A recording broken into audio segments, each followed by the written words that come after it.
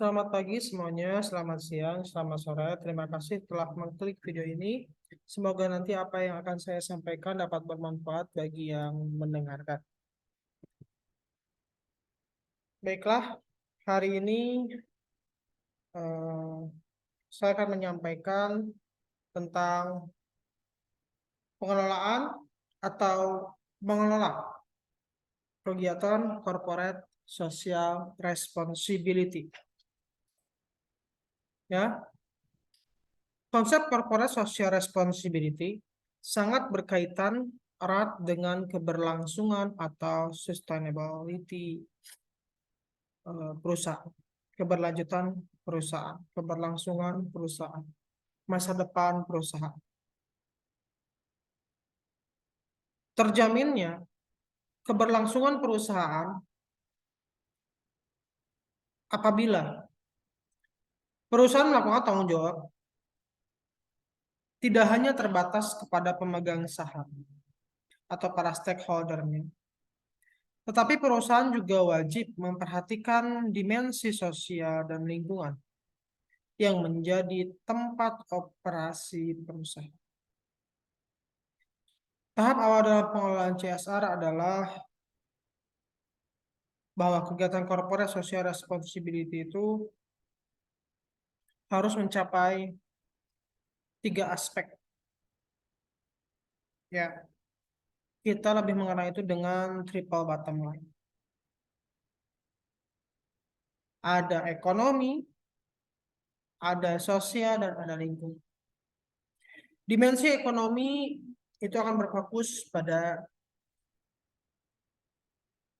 keuangan perusahaan yang akan mengikat pada para pemilik, para investor, para stakeholder penting perusahaan. Kegiatan corporate social responsibility harus mementingkan persepsi dari setiap stakeholder itu yang nanti akan kita tuangkan pada kegiatan corporate social responsibility. Konsep dari umumnya pola pikir dari para pemegang saham atau para investornya atau para stakeholdernya adalah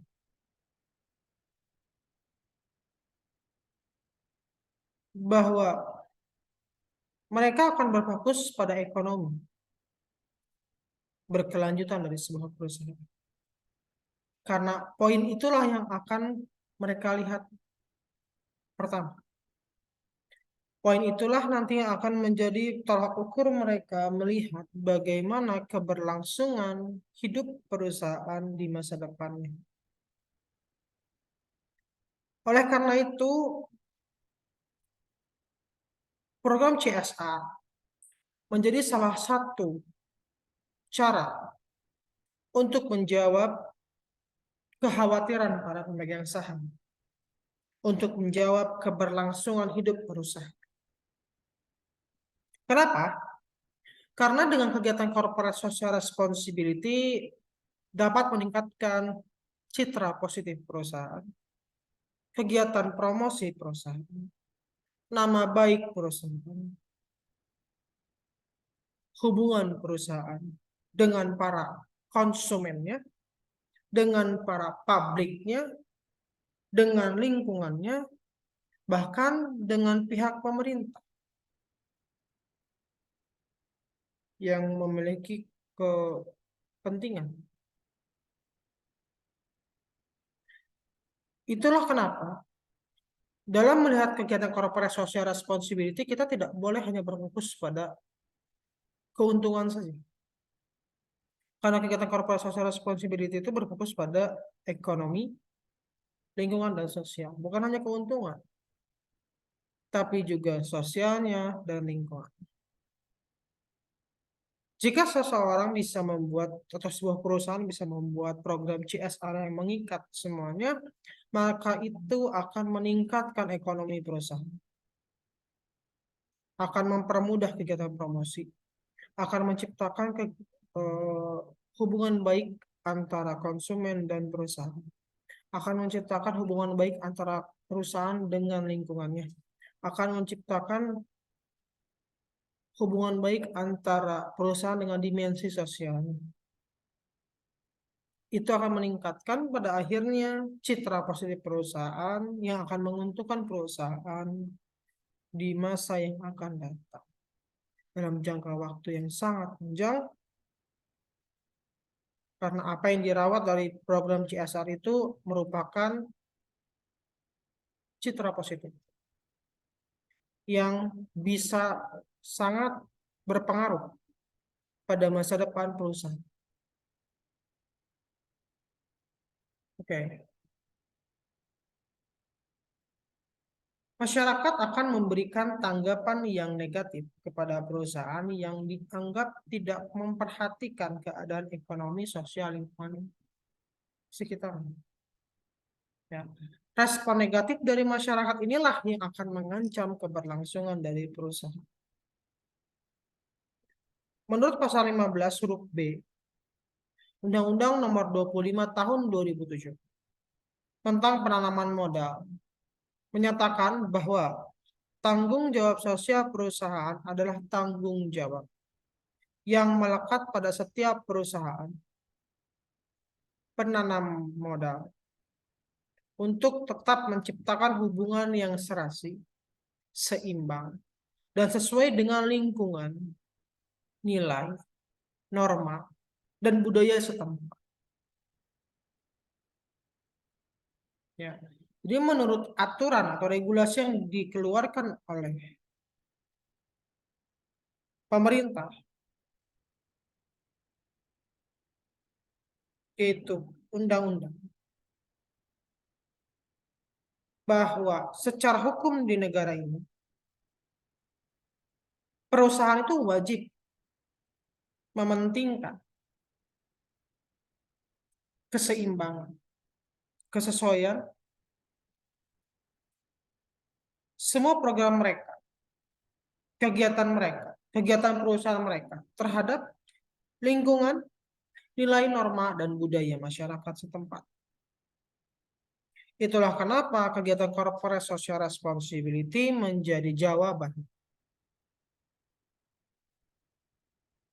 Kegiatan corporate social responsibility yang memfokuskan pada triple bottom line adalah kegiatan corporate social responsibility yang berkelanjutan, yang akan mengcounter berita negatif, yang akan menghilangkan berita negatif. Justru yang diciptakan adalah tanggapan yang positif dan respon yang positif dari masyarakat.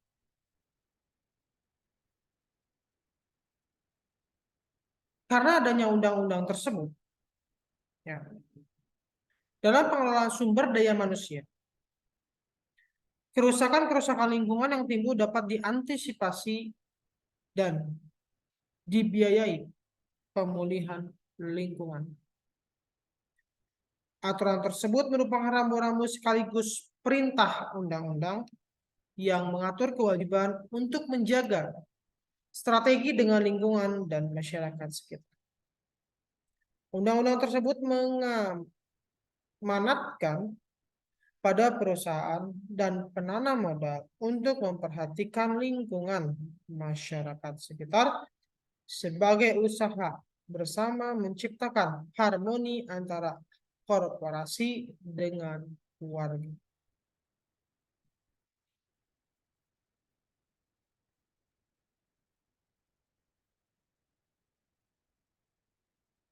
Tujuan dari perusahaan menerapkan corporate social responsibility adalah agar dapat memberi manfaat yang terbaik bagi stakeholder dengan cara memenuhi tanggung jawab ekonomi, hukum, etika, dan kebijakan sebagai berikut.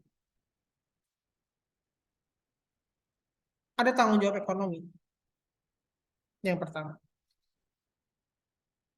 Ya. Di mana tanggung jawab ekonomi itu akan berhubungan dengan keuntungan dan keberlanjutan fungsi keuangan perusahaan dan masa depan perusahaan. yang akan berhubungan juga dengan para stakeholder dan para penerima modal untuk menciptakan sistem keuangan yang sehat, ekosistem keuangan yang sehat di perusahaan. Yang kedua adalah tanggung jawab legal. Ya,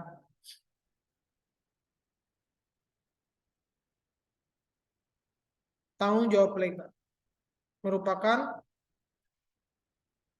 tanggung jawab perusahaan yang taat terhadap hukum yang berlaku. Ya. Sehingga dalam proses perusahaan mencari keuntungan, perusahaan tidak boleh melanggar kebijakan dan hukum yang telah ditetapkan oleh pemerintah. Ya. Jadi perusahaan harus bertanggung jawab secara legal, mengikuti semua undang-undang yang berlaku di lingkungan dan di negara dia berada.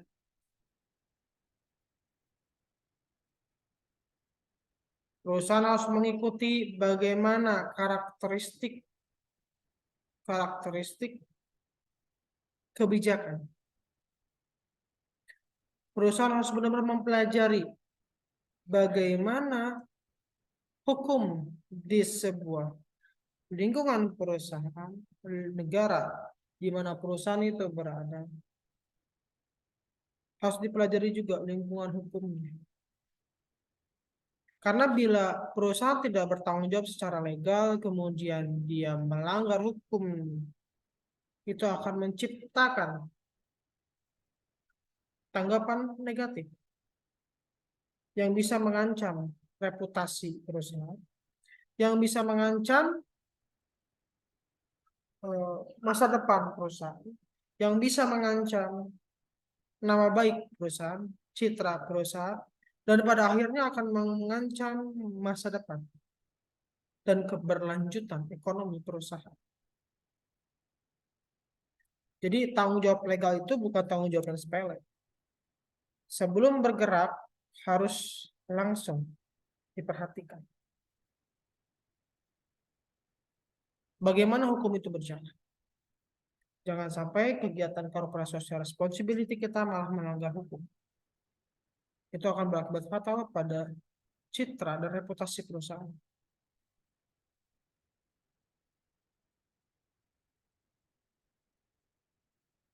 Kemudian tanggung jawab etis. Perusahaan memiliki kewajiban untuk menjalankan praktek bisnis yang baik, benar, adil, dan fair. Ya. Norma-norma masyarakat perlu menjadi rujukan bagi perilaku organisasi perusahaan. Ya. Artinya, secara etis, perusahaan harus benar-benar memikirkan bagaimana praktek bisnis yang dilakukan olehnya dapat diterima, diterima dengan baik oleh norma-norma dan nilai-nilai masyarakat yang ada. Tanggung jawab etis ini harus ditanamkan dalam seluruh program perusahaan. Jadi corporate social responsibility itu bukan hanya berupa sebuah program saja, tapi penanaman nilai-nilai tertentu pada berbagai macam program perusahaan. Contohnya ini, praktek bisnis yang harus baik, benar, adil dan fair.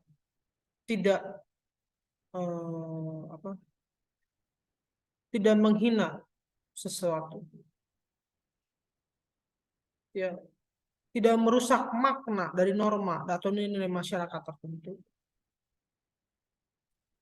Contohnya gini, praktek bisnis itu. Produk perusahaan. Kemudian di produk itu mengandung gambar yang memiliki atau bermakna buruk pada norma-norma masyarakat dan nilai-nilai masyarakat tertentu. Itu dapat mempengaruhi reputasi dan citra perusahaan.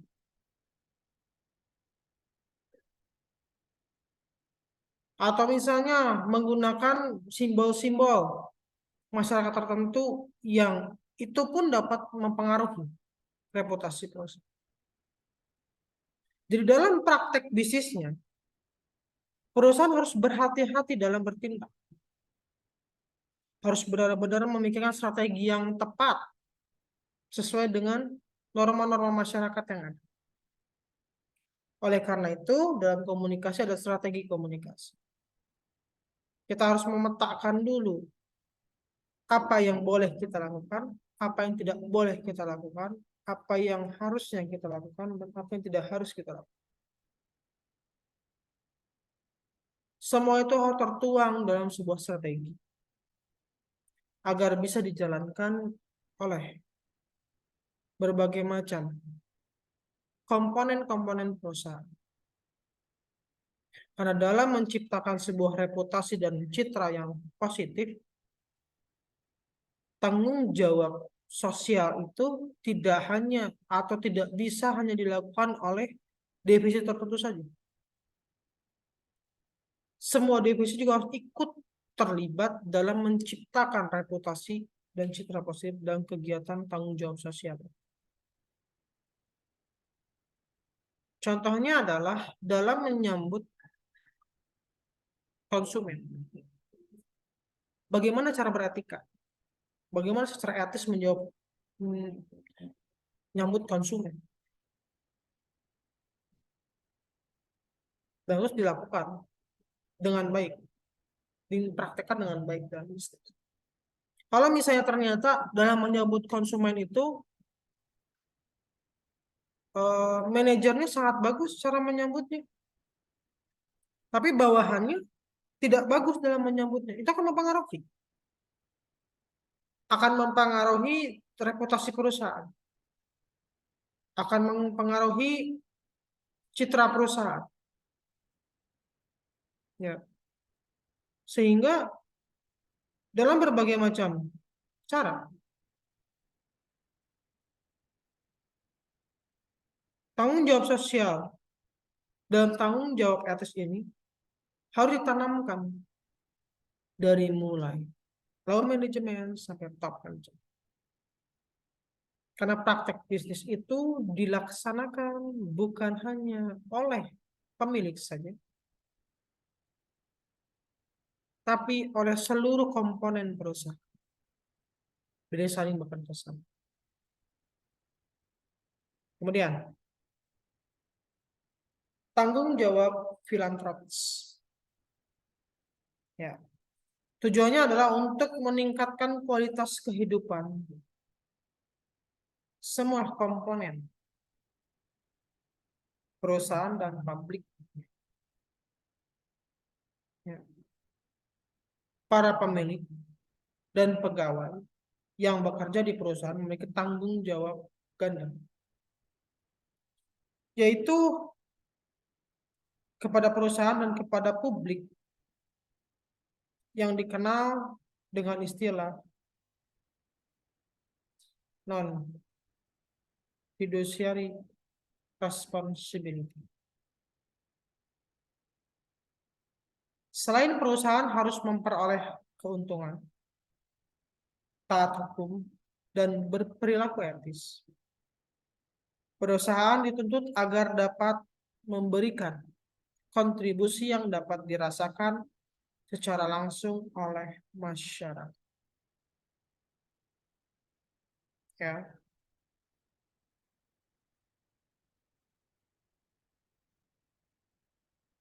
Jadi dalam tanggung jawab filantropi ini perusahaan memiliki kewajiban, pegawai pun memiliki kewajiban untuk meningkatkan kualitas hidup masyarakat dan publik. Jadi perusahaan itu harus memikirkan juga apakah jam kerjanya realistis atau tidak. Apakah kehidupan sosial dari para karyawannya baik atau tidak. Apa kegiatan atau mental para pegawainya, para pemilik perusahaan itu normal atau tidak, baik atau tidak. Karena hal-hal tersebut itu dapat mempengaruhi kinerja, dapat mempengaruhi reputasi dan citra yang ada. Sederhananya adalah bahwa yang menggerakkan perusahaan itu adalah manusia yang memiliki mental, memiliki pola pikir,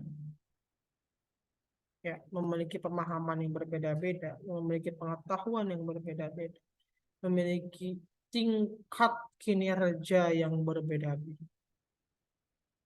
Perusahaan harus benar-benar memikirkan itu semua. Karena jika kualitas hidup dari para pemilik dan pegawainya itu baik, maka kinerja perusahaan pun akan meningkat. Tapi jika kualitas hidup dari para pemilik dan pegawainya itu buruk, maka tidak akan ada yang menghasilkan hal baik dari hal itu. Bagaimana caranya? Contohnya ya, orang yang depresi bisa menghasilkan sebuah atau menjalankan program atau strategi perusahaan yang telah direncanakan sebelumnya. Bagaimana ceritanya? Para pemilik yang depresi akan dapat menerima pemahaman, strategi, masa depan, atau segala informasi yang berhubungan dengan perusahaan dengan baik. Jadi, mementingkan kualitas hidup dari pemilik dan pegawainya itu juga bagian dari filantropi, bertanggung jawab filantropis dari perusahaan. Jadi kegiatan corporate social responsibility itu tidak hanya berupa program, tapi penanaman nilai-nilai itu pada setiap bagian perusahaan itu bagian dari tanggung jawab. Oleh karena itu, fokus corporate social responsibility sekarang menekankan pada creating shared value, pada penanaman nilai, bukan lagi pada sebuah program formalitas, ya, atau sebagai ya program formalitas saja. Tapi menanamkan nilai itu tadi, etisnya, ekonominya, kemudian taat hukumnya, bagaimana cara baik memperoleh keuntungan, bagaimana cara meningkatkan kualitas hidupnya. Bisa berbagai cara. Contohnya adalah senam bersama. Itu salah satu contoh kegiatan corporate social responsibility penanaman nilai dalam tanggung jawab filantropis. Karena ada beberapa perusahaan yang mengedepankan kesehatan karyawan. Salah satu contohnya adalah dengan senam bersama, kemudian pemberian pola makan tertentu, atau kemudian pemberian protein-protein tertentu, pemberian vitamin-vitamin tertentu bagi karyawannya. Itu merupakan salah satu upaya-upaya untuk meningkatkan kualitas hidup pegawai dan pemilik. Atau contoh kegiatan yang lumayan besar adalah family gathering. Itu untuk meningkatkan kualitas hidup. Karena memang yang bekerja itu kan manusia. Manusia itu punya titik jenuh. Untuk menghilangkan titik jenuh itu harus diberikan beberapa program lain untuk membuat mereka merefresh pola pikir mereka. merefresh mental mereka. Sehingga mereka bisa siap kembali untuk menjalankan strategi-strategi perusahaan yang telah direncanakan oleh perusahaan. Dan itu tanggung jawab perusahaan juga. Hal itu yang harus dipikirkan oleh perusahaan secara baik. Kemudian, dalam pengelolaan program corporate social responsibility, umumnya perusahaan yang menerapkan corporate social responsibility menggunakan 4 tahap, yaitu tahap perencanaan, tahap implementasi, tahap evaluasi, dan tahap pelaporan. Ya, ada 4 tahap: tahap perencanaan, tahap implementasi, tahap evaluasi, dan tahap pelaporan. Tahap perencanaan, ya. Tahap perencanaan merupakan satu tahap yang sangat penting karena gagal merencanakan sama artinya dengan merencanakan untuk gagal. Ya, ingat ya. Gagal merencanakan sama artinya dengan merencanakan untuk gagal. Istilah ini rasanya tepat untuk menggambarkan pentingnya sebuah perencanaan. Jadi dalam konteks perencanaan benar-benar harus dipikirkan baik-baik. Harus dimulai dari sebuah strategi. Harus dimulai dari sebuah fakta dan informasi yang benar-benar valid sehingga strategi yang digunakan dapat benar-benar tepat dan seperti yang seharusnya. Ya. Ada 3 langkah, yaitu awareness building, merupakan langkah awal untuk membangun kesadaran dan arti pentingnya CSR, serta komitmen dari manajemen CSR. Upaya ini dapat dilakukan dengan cara seminar, lokakarya, diskusi kelompok, dan lain sebagainya. Kemudian ada tahap kedua adalah assessment, merupakan upaya untuk memetakan kondisi perusahaan dan mengidentifikasi aspek yang perlu mendapatkan prioritas, perhatian, dan langkah-langkah yang tepat untuk membangun struktur perusahaan yang kondusif bagi penerapan corporate social responsibility secara efektif. Tahap selanjutnya dari tahap perencanaan adalah manual building, merupakan pedoman implementasi dari hasil assessment yang telah dilakukan. Upaya yang harus dilakukan antara lain melalui benchmarking, mempelajari program corporate social responsibility dari perusahaan lain yang dinilai lebih sukses dalam implementasi program lain. Ya. Kemudian tahap implementasi. Setelah perencanaan dan implementasi. Ya. Tahap implementasi ini ada 3 langkah utama, yaitu sosialisasi. Merupakan cara untuk memperkenalkan kepada komponen perusahaan mengenai berbagai aspek yang berkaitan atau terkait dengan implementasi, khususnya mengenai pedoman penerapan dengan tujuan untuk mendapatkan dukungan penuh secara komponen perusahaan. Kemudian yang kedua adalah pelaksanaan dalam implementasi. Pelaksanaan kegiatan yang dilakukan pada dasarnya harus sejalan dengan pedoman yang ada berdasarkan roadmap yang telah disusun. Kemudian tahap ketiga adalah internalisasi.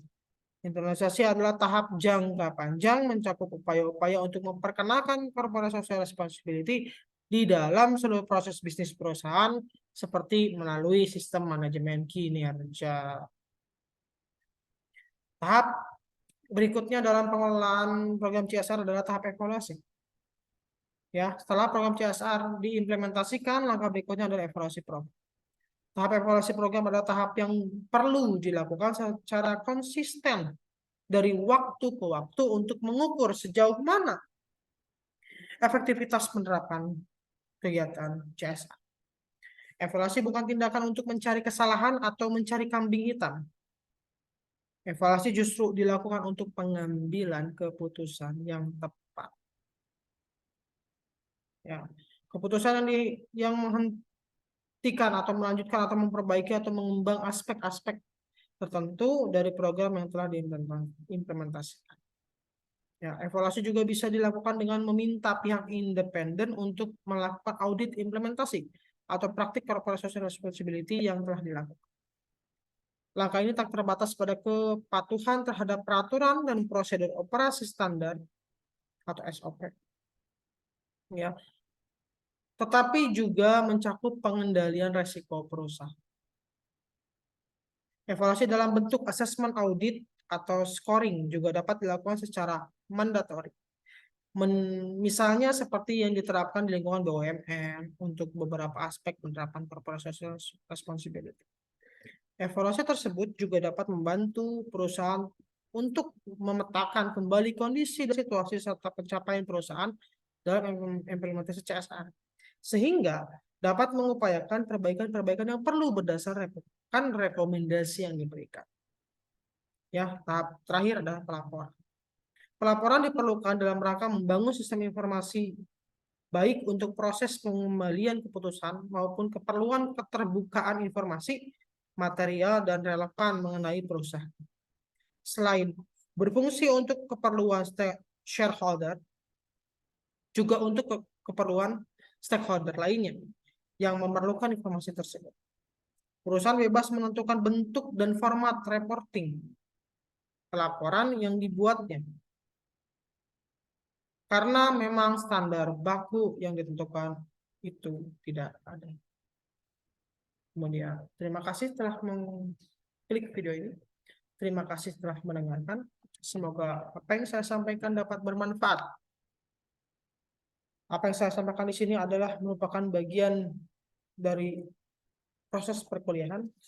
Tidak ada niat untuk menjatuhkan atau menghina lembaga orang tertentu. Semua itu hanya contoh perkuliahan. Terima kasih semuanya. Semoga apa yang saya sampaikan bermanfaat. Assalamualaikum warahmatullahi wabarakatuh.